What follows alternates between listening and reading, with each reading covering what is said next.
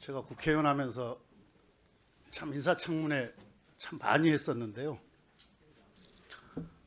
이번처럼 생각이 많은 인사청문회는 처음이었던 거 아닌가 싶어요. 그리고 제가 지난 정부 윤석열 정부 때도 청문회 할 때는 후보자들한테 신상과 관련한 질의는 안 했었던 것 같습니다. 대부분 정책 관련해서 질의하고 답변을 받았었는데요. 오늘은 부분적으로 지금 여러 의원님들이 제기하고 있는 의혹 이런 문제들에 대해서 잠깐 짚지 않을 수가 없습니다. 저도 유감스러운데. 후보자님, 지금 뭐 야당 의원들은 그렇다 치고 우리 여당 의원들이 원펜타스 요 청약 관련해서 집중해서 질의하고 있는 이유가 뭐라고 생각하십니까? 국민 눈높이에 맞지 않다 그 말씀인 걸로 보입니다. 뭐 그런 면도 있고요. 지금 우리 정부가 지금 부동산 시장을 안정시키기 위한 여러 대책들, 여러 정책들을 펼치고 있지 않습니까? 이 부동산 시장을 안정시키기 위해서는 물론 뭐 근본적이고 거시적으로는 자산 시장을 부동산 시장에서 생산적 금융 시장으로 옮겨내는 것, 이게 근본적인 대책일 것이고요. 단기적으로는 뭐 대출 규제나 세제 정책 이런 수요 억제가 있을 거고, 또 필요한 곳에 필요한 집들을 제공하는 공급 확대 정책이 있을 것이고요.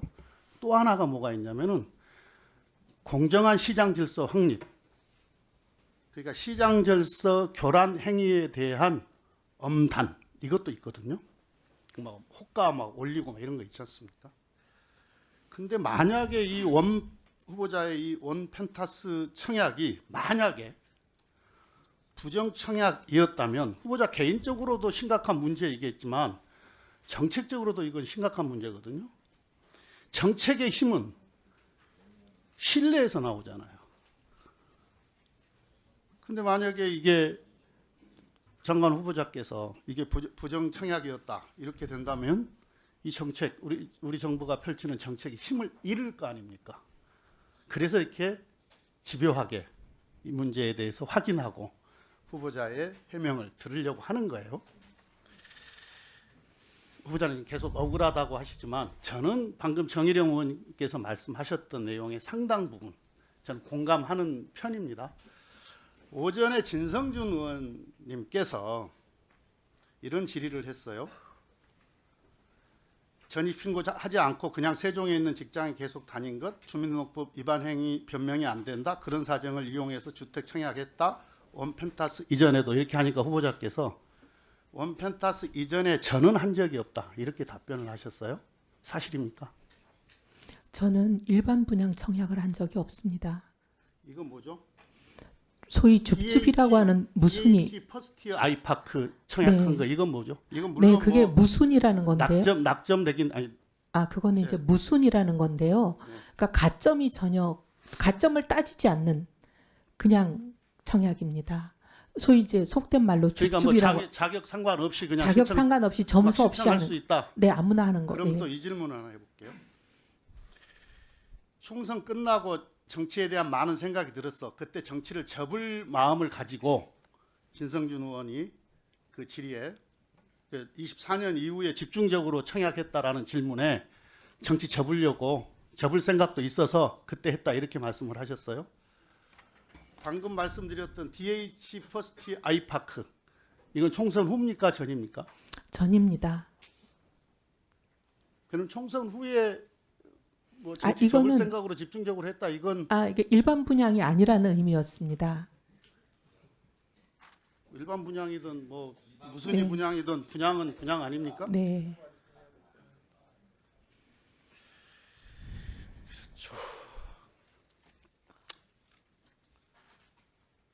그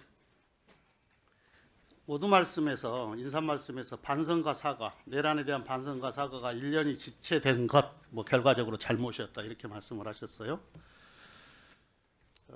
요 내란 사태 이후에 불법 계엄 이후에 내란 옹호 탄핵 반대 윤 어게인 사실상 내란 동조하는 행위들을 하셨단 말이죠. 발언도 하셨고.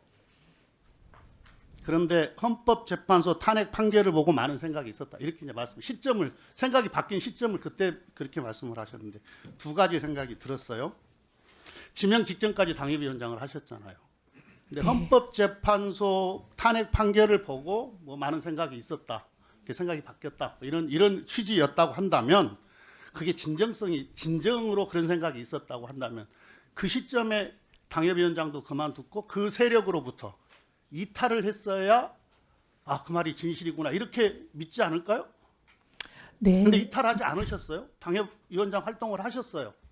네, 그 말씀에 대해서는 뼈 아프게 생각하고요. 그래서 제가 1년 동안 용기를 내지 못한 부분에 또 사과를 드렸습니다.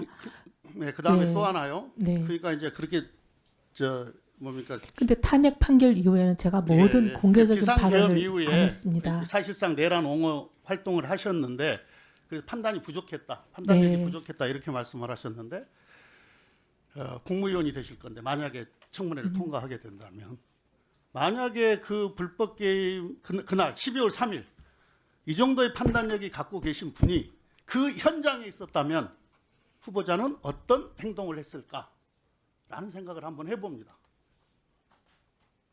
동조, 가담, 혹시 그런 행동을 하지 않았을까? 이런 정도의 판단력이라면 이런 생각 우리 국민들이 하지 않겠어요? 네, 부족했던 점을 인정하는데 의원님 이런 점이 좀 있습니다. 그때 제가 외국에 있었고 한국 사정이 좀 어두웠던 아니, 것도 외국에서 있습니다. 갔다 와서 내용 다 알았잖아요. 갔다 그거- 와서 한참 동안을 네, 근데 이제 사실상 내란 동조 활동을 하셨잖아요. 네, 그런데 그때는 양쪽 말이 너무 달라서 솔직히 판단이 어려웠습니다. 근데 제가 내부에 있었다면 훨씬 더 정확한 정보를 가지고 옳은 판단을 했을 거라고 봅니다. 네. 뭔가 지엽적인 문제예요. 네, 왜냐하면 제가 발언을 끊었습니다. 그때부터. 아니 내란 동조 활동 사실상 내란 동조 활동이 집회에 나가서 한 거고 무슨 회의 때 이야기한 거지 방송에 나가서 이야기한 적 없다 이렇게 답변을 하셨어요. 예, 4월 4일 이후는 방송 안 아니 갔습니다. 그 전에 그 전에 계엄 직후에 계엄 직후에. 그 탄핵 심판 요 상간에 아닙니다. 그때는 방송에 한 번 나갔습니다. 방송 나가셨잖아요. 네네네. 예. 거기서는 제가 이제 아직 판단하기 어렵다. 좀 예단하지 말고 여러 가지 지켜보자. 그런 취지의 말을 했습니다. 아까 SNS 관련해서 네. 이제 폐쇄에 대해서 질문을 했는데 네. 정치 그만둘 생각이 있어서 작년 여름 답변을 하신 것 같은데 맞나요? 네, 제가 우리 직원에게 여름쯤에 그거 다 폐쇄하라고 얘기했었습니다. 다 그거 닫으라고. 그거 언제 폐쇄했는지 본인은 알 수 있을 것 같은데 지금 열어보면 제가 실은 이런 말하면 죄송하지만 제가 아이디도 없고 비번도 없고 주로 이제 직원들이 그러니까 합니다. 그걸 알려고 하면 알아보겠습니다. 뭐냐면은 예. 근데 의원님 이거 다 저는 삭제하신 거예요.